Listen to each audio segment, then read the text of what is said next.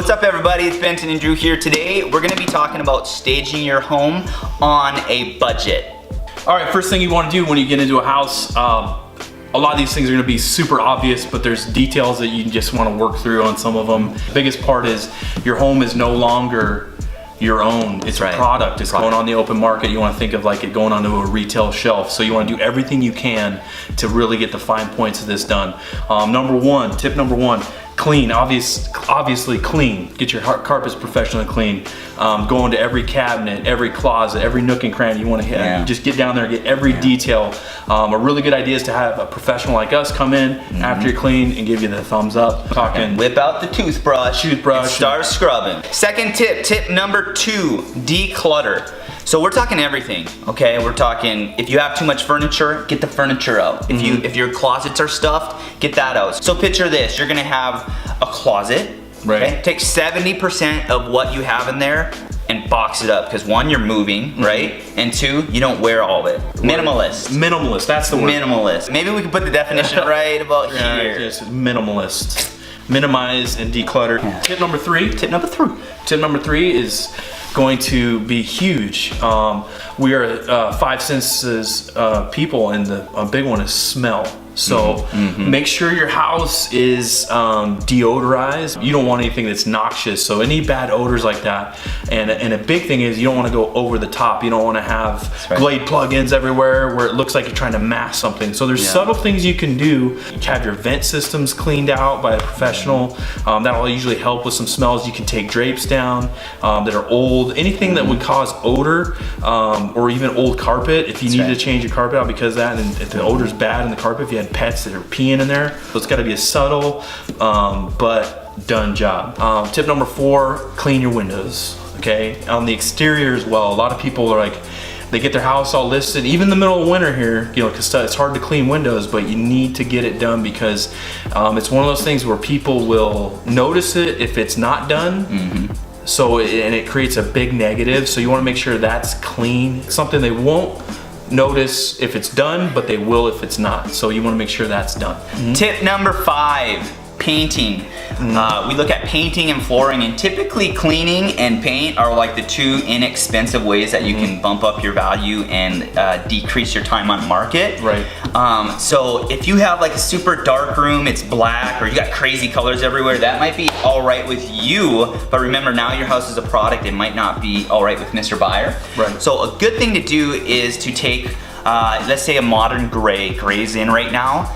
Take paint slabs, they give those little chips with different shades for your paint, and put it on your floor next to your carpet or what type of flooring you have, because your paint on your wall should pull that same color up to it. So if you get, because if you just might go out there and, oh, I like that gray, but if your gray in your floor is a little bit brown hue, you need that brown hue. So that's what's gonna pull it up. You want it to tie in. You want it to tie in. So think plain, modern, neutral colors, and then do that tip with pulling up the floor. Good. Tip number 6. This one's really key. It's kind of in the declutter category, but sometimes people don't think that because they're thinking little odds and ends. We're talking eliminating or rearranging your furniture. You want your house to flow and be easy to walk through and pleasing. So if it doesn't fit the space, or if it's just too much, you need to eliminate pieces that you don't need. Put them in storage. Even the garage is sometimes okay, but sell them on Facebook. Sell them on Facebook. People are looking. And it's simple too. It's something as simple as maybe your dining room table is a little bit too large for your spot, but it has a leaf that you can fold under. You know, simple tips. Yeah, that's a good one. Yeah, I like that. That's what I bring to the table. All right, you guys, tip number 7, complete any and all unfinished projects. Because when a buyer comes in and they take a look that not all your trim is painted, or not all your trim is on, etc., etc., they think this house just has more work for me to do, and I'm not gonna want to do it. The banister's loose. Walking up the stairs. It's a safety issue. It's the buyers. Listen, the buyers, unless they're going for a super good deal on a house and they know they're gonna have to do sweat equity, the buyers want turnkey as much as possible. And what turnkey means, definition, insert definition. What turnkey means is that they're ready to just open the door and move in and do no work themselves. They don't have the time. They don't have the time. Sometimes they don't have the money and they want to roll it into their loan. It goes a little goes a long way in that category. Right. In all of these, That's right. A little goes a long way. That's right. Coming down to our final tip number 8. Really good thing that we've seen a lot of sellers do and that we're doing with our clients now is we're trying to advise them to put up little sticky notes and little pen notes around for maybe there's some finer points that the pictures and the video or the listing details aren't exactly showing, or maybe people need to be reminded of as they're walking through the house. What would be an example, Drew? In this place, the kitchen right now, they have pullouts that have soft close drawers, and most of the cabinets are soft close as well. It'd be a really good idea to put a little note on the outside for showings that, hey, there's just little finer details that people might not pay attention or might not know, other agents showing it might not know or have relayed, that would just really kind of... Right, and it can be something as simple as, hey, what is your countertop granite or quartz? Put a little sticky note, because they asked us that question a lot. Are these countertops quartz? Right. Or are they granite? And then you think, does it matter? Right. Yeah, it does, because they ask us. So just a little nice orange, this is quartz. All right, you guys, tip number 9, the day of the showing. Typically, you're gonna have an advance of when the showing's going to be, and so you wanna make your house shine at that time. So you've done all these tips that we've advised you, and now it's time to turn lights on. It's time to open the blinds. If it's daytime, let that natural light come in. But we're thinking little extras. Well, what can you do to make a little bit extra from the next house that they're gonna see? Maybe it's bake some cookies, so you got that smell. Don't burn them. So you got that smell in the house. You're saying basically don't let me cook your cookies. Don't let Drew cook your cookies. Or maybe write a note, say please take one, enjoy our house. I'm good at eating them.